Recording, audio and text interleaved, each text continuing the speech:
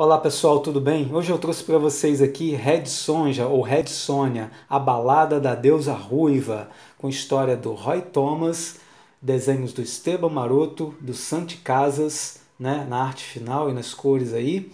E no final ainda temos um conto, A Sombra do Abutre, do Robert E. Howard, ok?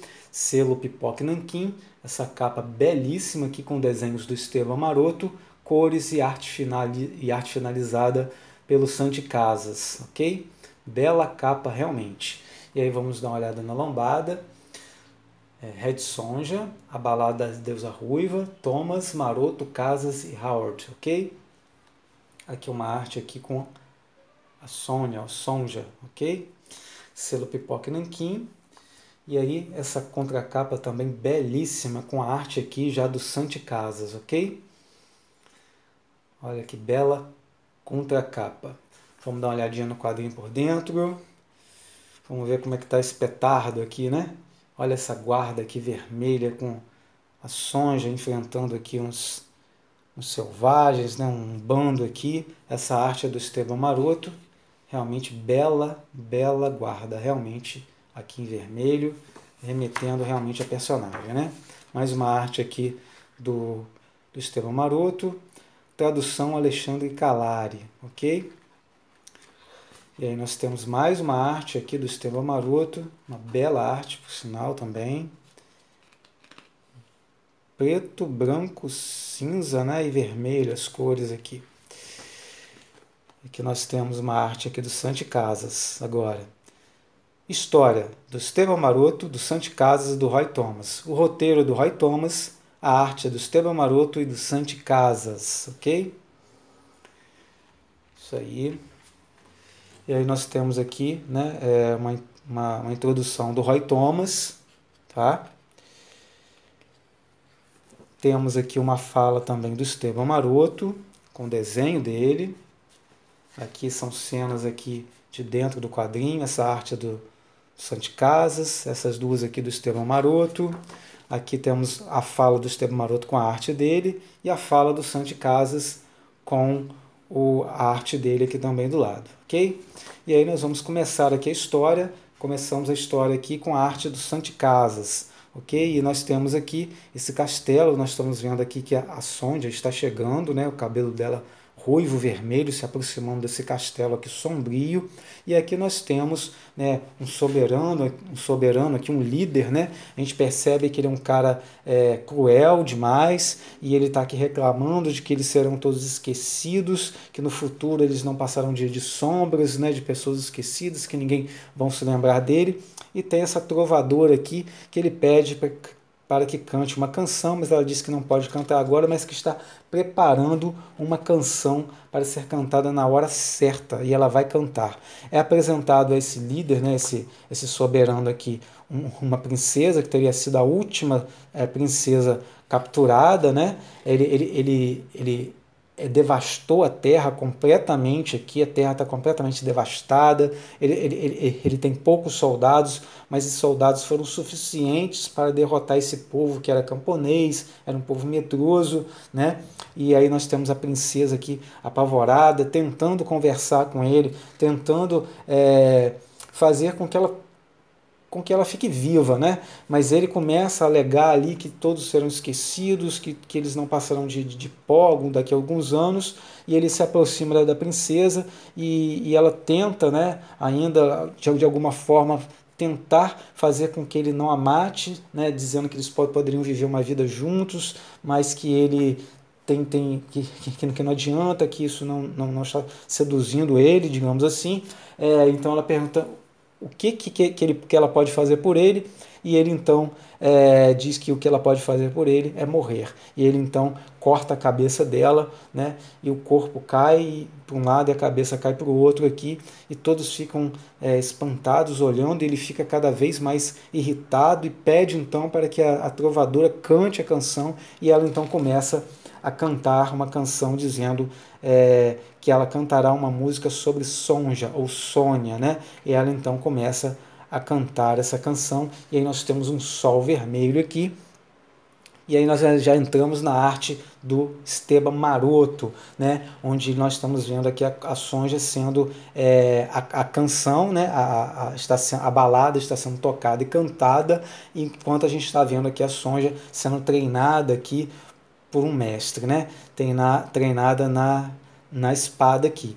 Só que em determinado momento eles acabam sofrendo um ataque, as cenas são belíssimas, né? O Esteban Maroto realmente com uma arte fantástica, realmente, e a gente vê ela aqui treinando os golpes, só que em determinado momento aqui eles são atacados, ó, o mestre dela é atingido por flechas, lanças, machadinhas, e então chega esses bárbaros aqui, né, e já começam então a tocar nela, dizendo que querem, que vão se divertir, ou seja, eles estão com a intenção ali de violentar ela, né? Ela até reage atingindo, dando uma joelhada em uma deles, tenta correr, mas ela é laçada aqui, né? E acaba sendo dominada por esses homens aqui, ó. 1, 2, 3, 4, 5, 6, uns 6 ou 7 aqui, né? Pela contagem, e eles então dominam ela, espancam ela aqui, amarram ela, né? E eles então começam a violentar ela brutalmente ali, um após o outro, após o outro, até que ela fica ali já à beira da morte, espancada, violentada, né? E eles então deixam ela ali porque eles falam que o que sobrou ali é só para os abutres, né?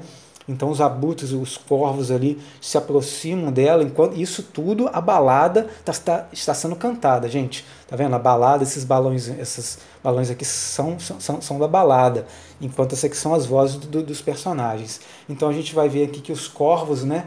É cantado isso, que os corvos começam a soltar as mãos dela, e ela então realmente acorda, se solta ali, começa a caminhar, então aparece aqui essa entidade já em vermelho e preto, branco e vermelho, né? E aí nós temos aqui Morrigan, que seria a deusa da morte, digamos assim, né? Então ela começa a falar com Sonja, e aí fala então que ela vai ser restaurada, pergunta a ela se ela quer vingança, e ela diz que sim, né, com toda a força da alma dela, e por todos os deuses, ela quer essa vingança. Então a deusa, então, essa entidade aqui, fala então para que ela então mergulhe dentro do rio, que vai conceder isso a ela, que vai conceder essa vingança, vai conceder a ela forças para isso, poder para isso, mas fala que para ela se banhar, ela vai se banhar, ela mergulha, e aqui a balada vai contando que ao mergulhar, né, e sair da água, ela sente como se tivesse deixado toda a imundície, toda a dor para trás, né? E quando ela sai, então, ela então é surpreendida com uma montaria que é um unicórnio, né? E ele então começa a cavalgar com ela velozmente ali, isso tudo abalada, vai contando tudo isso, e eles chegam e os dois, né? Tanto o unicórnio quanto a Sonja, chegam diante de uma cachoeira, a gente vê uns vultos de caveiras, né, lá atrás, e de repente dessa cachoeira sai essa criatura ali, enorme, né? E a criatura então começa a pedir um sacrifício de sangue, né? E esse sacrifício de sangue, o que ela faz? Ela agarra o unicórnio e estripa o unicórnio ali, né? E começa e esse então seria o sacrifício de sangue, e diante desse sacrifício, né, de sangue, a Sonja então recebe um banho rubro, um banho vermelho, e quando ela é banhada por essa água vermelha, ou por esse sangue, ela então é como se ela tivesse renascido, né? Ela renasce uma nova mulher, e aí ela já está com a sua armadura, é oferecida até a ela uma armadura completa, né, totalmente fechada, lacrada, mas ela diz que não, que ela quer que os homens vejam o corpo dela, né, e que eles então possam querer, mas que esses homens perniciosos vejam que uma mulher porta a espada que lhes arrancará a vida. Ela diz isso aí, né? Então ela é colocada então com essa armadura, que é esse biquíni tradicional que a gente vem conhecendo a Sonja durante todos esses anos, né? Todo esse tempo. Obviamente ela teve outras vestes que a gente viu com outros desenhistas, né? O próprio Howard narra ela com uma roupa completamente diferente dessa, né? E essa aqui nós temos o desenho, que é o desenho da capa, né? Que é uma cena de dentro aqui do quadrinho. E aí nós temos então a Sônia então matando a criatura que matou o unicórnio. Isso tudo é contado pela balada, tá, gente? A balada tá aqui, ó, o tempo todo acontecendo, tá sendo contado tudo isso. Então a Sônia encontra os bárbaros que a violentaram, corta a cabeça deles, ela é extremamente brutal e cruel com eles. Também ela está completamente assim, com desejo realmente de sangue e de vingança. A gente vê que esse desenho aqui, ó, é o desenho da guarda, tá? É o desenho da guarda que está aqui. E a gente vê que a Sônia então mata todos os seus algozes ali, né? Todos esses homens que a violentaram, que a estupraram, ela mata. E ela continua, mesmo depois que eles estão mortos, ela continua golpeando, precisando até que essa deusa da morte, a Morgan, ela então intervém e fala para a Sônia que é para ela parar, porque eles já estão mortos, né? Não precisa ela ficar golpeando dessa maneira. Então fala que ela tem uma missão a cumprir, né? E ela então sai caminhando ali, vai atrás dos corvos e monta num cavalo e segue em direção a um castelo, né? E aí nós temos de novo o sol aqui, vermelho, e aí nós já temos volta para esse momento, desse primeiro momento aqui da história, tá? Que o Santi Casas estava desenhando aqui com esse soberano cruel aqui que estava pedindo a balada, né? E aí ele é interrompido ali, na hora que ele está ouvindo a balada, chega um cavaleiro, né, com olhos vermelhos ali, e eu quero dizer para vocês, gente, que o vermelho aqui, em todo momento, o vermelho aqui está representando a morte, ok? Inclusive esse soberano, ele tem uma faixa vermelha porque ele representa a morte. Ele causou a morte de toda uma região, né? Causou a morte de várias pessoas. Ele mata friamente essa menina, e quando ele mata a menina, você vê que ela não tem, os olhos dela estão cinzas aqui, né, em preto e branco, mas quando ela é morta, os olhos dela ficam vermelhos aqui, porque ela está morta, né? E os olhos dele são olhos vermelhos de morte também, né? Ele quer matar. Quando a Sônia ela é ressuscitada, a deusa da morte chega com o vermelho. Quando a Sônia ela é ressuscitada, ela é renovada, né? Ela também fica com cores vermelhas, né? E isso tudo representa a morte. O sol vermelho representa a morte. Então vem chegando esse cavaleiro de olhos vermelhos ali. Então o guarda vai avisar esse soberano de que um cavaleiro diferente está lá no portão querendo falar com ele, né? E quando o desenho se aproxima, a gente vê que é a Sônia que está ali, né? É ela que está ali no portão, e ele então permite que essa mulher vá até ele, né? Ela é escoltada pelos homens ali, e quando ela chega diante dele ali, ela entende essa missão que ela teria que cumprir quando ela vê o corpo daquela princesa separado de sua cabeça. Ela então entende, né, de que ela tem que matar esse homem que é um assassino, né, que é um governante, um soberano que causou muita dor e muita morte ali, né? Então ela relata aquilo que ela viu durante o período que ela andou, e também sabe que os camponeses, aqueles que restaram, todos eles estão sedentos por vingança também, né? A gente vê que os lábios da trovadora estão vermelhos também, ou seja, ela agora está cantando, trovando a morte também, né? E aí a Sonja fala que ela está ali para matá-los e que vai permitir que essas pessoas elas venham invadir também, né, o castelo, para que elas venham tomar a sua vingança, venham a restaurar a sua terra para eles. E aí o soberano manda que seus homens, né, que seus capangas ataquem Sônia, mas ela realmente rechaça todos com muita violência, ó, mãos decepadas, braços decepados, pescoços decepados, realmente extremamente violenta, né? E ela continua essa luta, a gente vê, ó, que ela realmente é brutal em sua luta ali, decepando, cortando, retalhando os seus oponentes, né? Até que sobra, por último ali, esse soberano, né? esse governante, e eles entram em luta, eles entram em combate um com o outro. Você vê que há um momento ali de equilíbrio entre eles ali, né? Eles até são equilibrados em algum momento, mas a Sônia acaba sendo mais astuta, mais rápida, e acaba matando esse soberano ali, né, e jogando ele aos pés de seu próprio trono morto ali. E aí sobra somente no recinto com vida a Sônia, né, a Sonja, e a trovadora, aquela que estava cantando a balada, e ela então começa a cantar ali, terminar a balada da deusa ruiva, ou seja, a balada de Sonja ali, né? E no final ela continua cantando a balada, e aí nós temos várias versões de Sonja aqui, a versão do filme, né, Guerreiros de Fogo, temos a versão aqui que o Barry Windsor-Smith desenhou, né?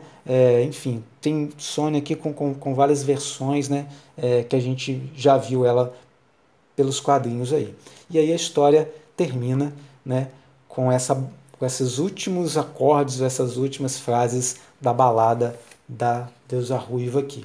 Aí nós temos a galeria de esboços aqui, né? Nós estamos vendo aqui, né, os primeiros passos, entrando nos detalhes, né?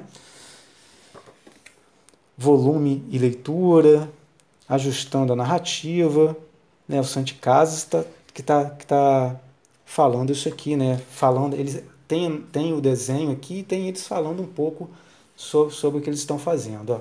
Tá aqui mais o Santi Casas, concepção dos personagens.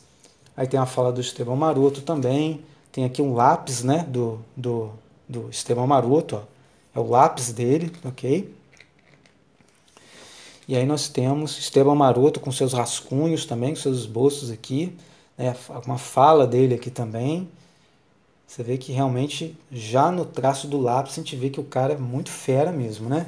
Desenha muito, muito, muito. E aqui nós temos já com um traço vermelho, já o esboço já arte finalizado também. E aí mais um traço aqui com vermelho e com preto já, realmente fantástico. Olha só o rosto, né? A boca, a expressão aqui que ele já coloca no rascunho dele, no esboço dele. Realmente fantástico, fantástico essa arte aqui do Esteban Maroto, né? A gente vai vendo mais um pouco aqui de arte. Aí o Santi Casas novamente aqui, ó, em busca de Sônia, em busca de Sonja, né? A concepção dela, sobre ela, até chegar o modelo ideal que ele queria. As ameaças, né? Os personagens aí coadjuvantes aqui. O adversário, né? Que é aquele soberano maligno lá, que ela enfrentou no final e matou. E aí nós temos um epílogo, né? Do Esteban Maroto. E temos aqui a sombra do Abutre, também um epílogo aqui, desenhos do Esteban Maroto. E aqui nós entramos no conto do Robert E. Howard, né? Red Sonja, a Sombra do Abutre, que é um conto realmente, né? E aí nós temos aqui um sultão, né? Que ele encontra alguém que teria ferido ele lá no passado, um guerreiro europeu, Gottfried, né? Esse Gottfried von Kalmbach. Esse cara teria atingido esse sultão, esse soberano que teria dominado a Turquia ali, uma vasta região ali do Oriente, e ficou ofendido por esse cara ter ficado vivo, né? Então ele pede então ao seu grão-vizir que encomende a morte dele. E aí esse grão-vizir começa a contratar assassinos ali do reino para ir atrás desse homem. E o texto fala que com isso ele não sabia que ele ia desencadear tanta morte e tanta matança, porque toda essa busca por vingança desse sultão desencadeou no cerco de Viena, né? E isso fez com que realmente acontecessem muitas matanças ali. E esse texto relata uma guerra, um cerco a Viena extremamente violento. E é nesse cerco a Viena que a gente conhece a Red Sonja, né? Que seria irmã da esposa desse sultão, mas ela está ali defendendo a Viena, defendendo os europeus, né?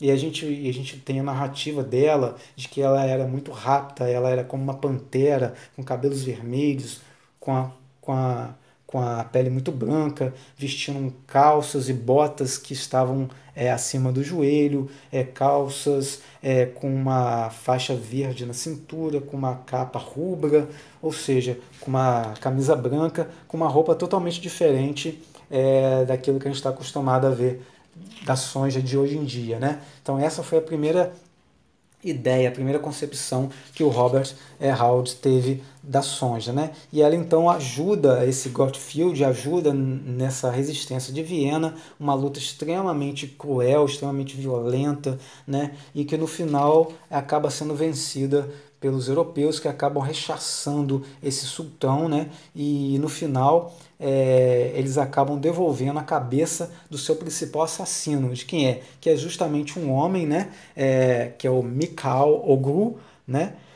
Esse cara usa penas escuras sobre os seus ombros como se fosse um abutre, né? Então a sombra do abutre se refere a esse assassino, a esse Mikhail Oglu, né, que estaria caçando o Gottfried, né, que a Sonja acabou se unindo no final e acabou preparando uma armadilha para ele, já depois que o cerco de Viena tinha sido desfeito.